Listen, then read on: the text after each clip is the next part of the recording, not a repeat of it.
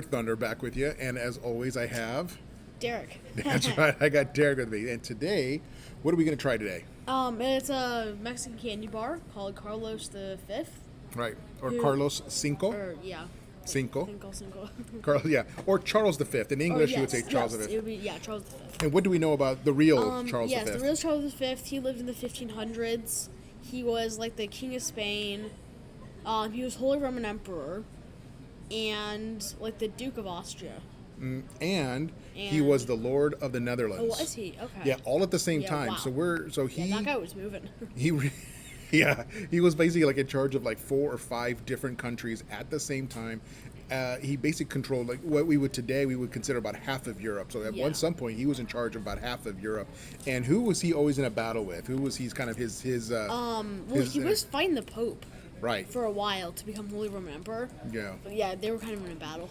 Yeah, so not a friend of the Pope at all. They were not buddies. They kind of butted heads.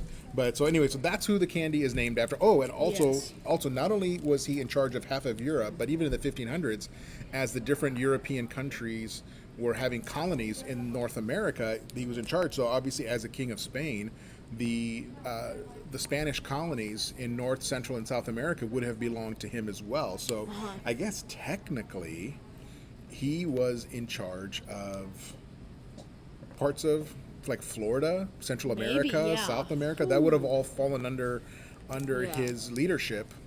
Yeah, but what's really surprising about this candy is that they got a picture of him. Like, how did they get a picture in the 1500s? You see what Anyway. You see what I'm dealing with as a parent. So yeah, I don't think that's a real picture. I think that's I think that's just a drawing of what he might have looked like. Actually, I googled what Charles V, like a portrait of Charles V, and at least in the portraits, he did not look like this guy. All right, that's a very generous version. Very generous. Wow. A very kind version of what Charles V may have looked like in real life. So, but in any case, so let's go ahead. This is a chocolate candy from Mexico. We're going to go ahead and give this a try. I'm excited to try this. It looks good. Oh, wow. Yeah, it looks good. So, and I think this is just a straight milk chocolate. I don't think there's nothing else in it. Yeah, thank you. Got a piece here. There you go. Yeah, there. Let's see. Yeah. I don't know. It's very, like, white. Like, yeah, I think that's just because it got hot in the car. Maybe. I think.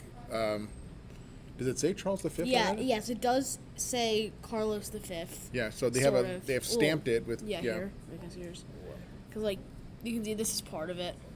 Kind of says Carlos. Yeah. All right, so it's just a straight. I believe it's straight milk chocolate with nothing else in it. Yeah. All right. All right, let's give it a try. Bam.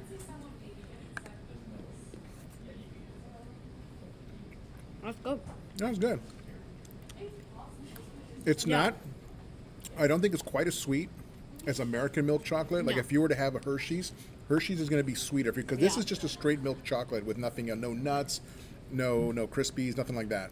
But not quite as much sugar in that. And then we've said this anytime we're doing a snack from Latin America, like this is a candy from Latin America, they do not put as much sugar in their candy as we do in the United States.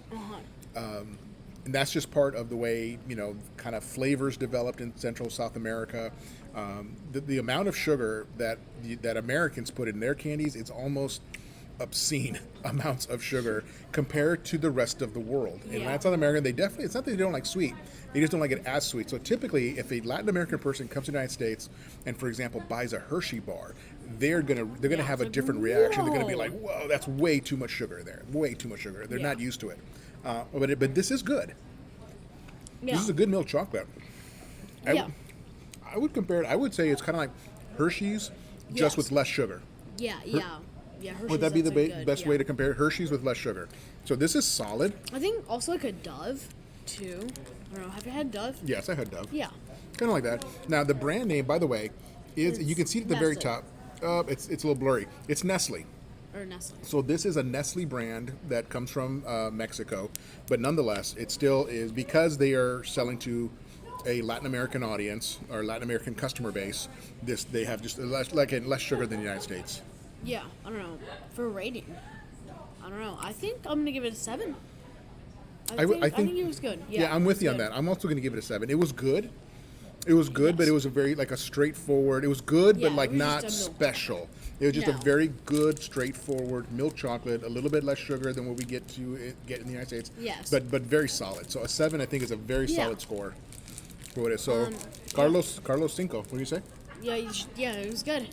Yeah. So hey, if you like what we're doing, go ahead and hit that subscribe button, and we will see you next time. Take care.